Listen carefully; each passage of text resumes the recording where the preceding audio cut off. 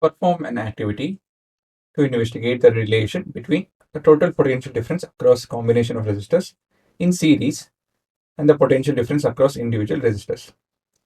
So they're asking us to look into that you have series connections and that each individual resistor has a potential difference across it. Obviously, only then the current will flow. So what they're telling is the sum of all of it, right? Whatever the resistance we have, read the voltage across all of it.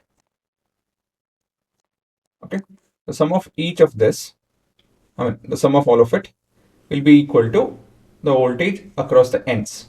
Ends is this. Again, read the question and try to understand.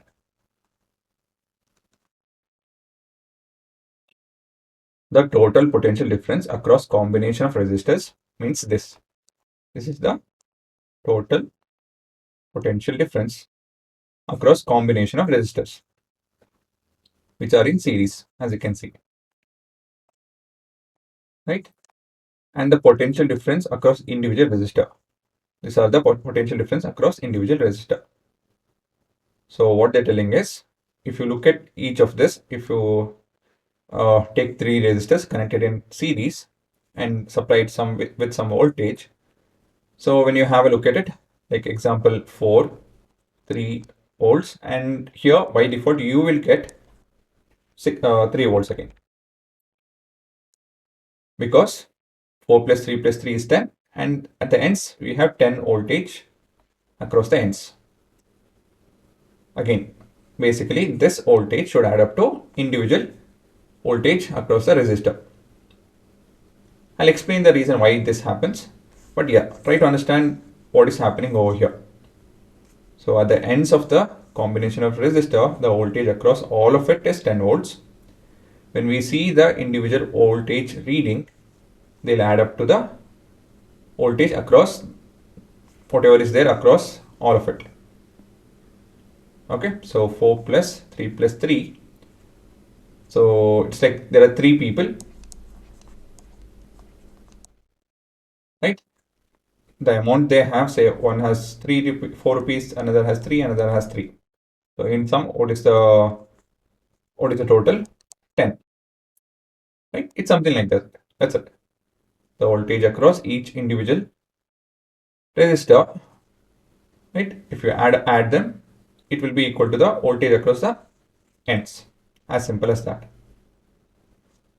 So you might be confusing as of now. So I'll show you an experiment to clear it up. So I have 3 resistors. As you can see, this is the experiment. I'm not able to zoom in. Actually, I can.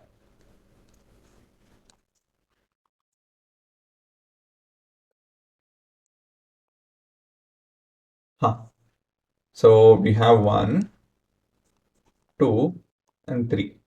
These are your 3 resistors. Actually, anyways, I should do it. 1, R1, R2, and R3. As you can see, there are one node, second node, and these are the ends. Is it not? So I have my voltmeter set. So as you can see, 20. So it will read a maximum of 20 volts, right? And I will check individually what are the voltage across each resistors and the combination. That is, at the ends, what is the voltage? So I have a constant supply of voltage. Actually, this is a positive terminal and this is a negative terminal voltage source. So what you have to do here is,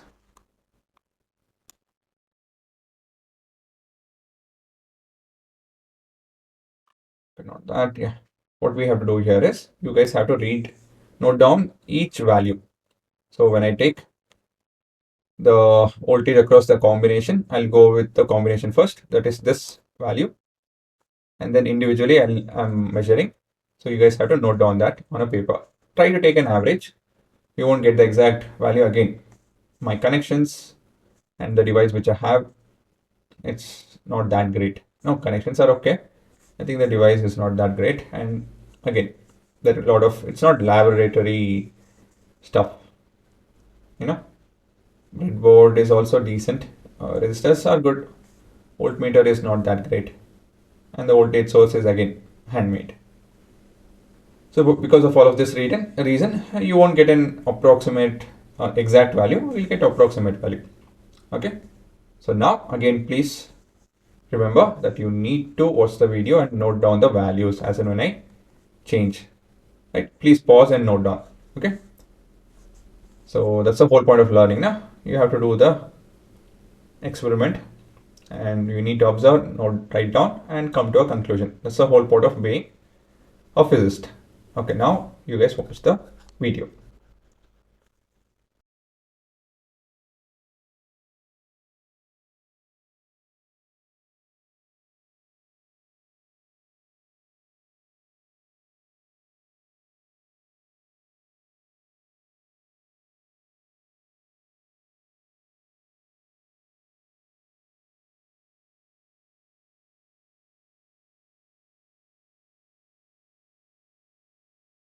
So, what was the first reading?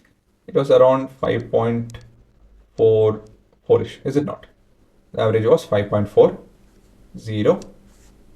The first resistor read around 1.66 volt, second read 0.16 volt, and the third read 3.56 volt.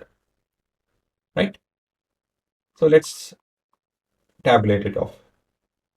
This is 1.66, 0.16, 3.56, and this is 5.40.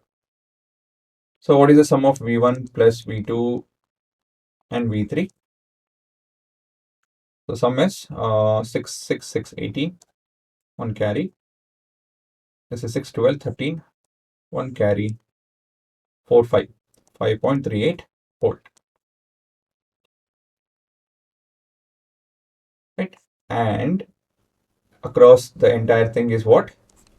5.40 volt. So you can see both the values are approximately equal. So this sum is almost equal to the actual voltage across the ends. So this is what the whole experiment is about. Got it? That's it. So individually, when you add up the voltage, it will be equal to the total voltage that is supplied across the resistors. Okay. So in general, if you have a voltage of V across the ends of a combination of resistor and individually they have V1, V2, V3, right? And the total voltage will be equal to sum of the individual voltages. This is what you need to know. Now, so how do you write the answer? First, we'll begin with the apparatus, 3 resistors, voltmeter, battery key, and connecting wire. The circuit diagram looks the same. The procedure is make the connections, plug in the key. I don't have the key.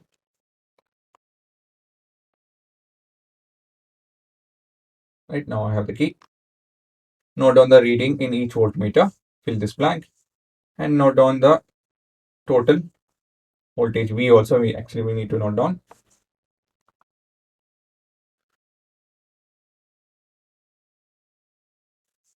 So that is your observation. In conclusion, whatever the question asked, that is your conclusion, right? So this is your working and explanation for this particular question. Again, all of this is used for MCQ questions, 1-marker questions, and your numericals. So all of these points are important to understand and note. So please pause and have a running note for yourself.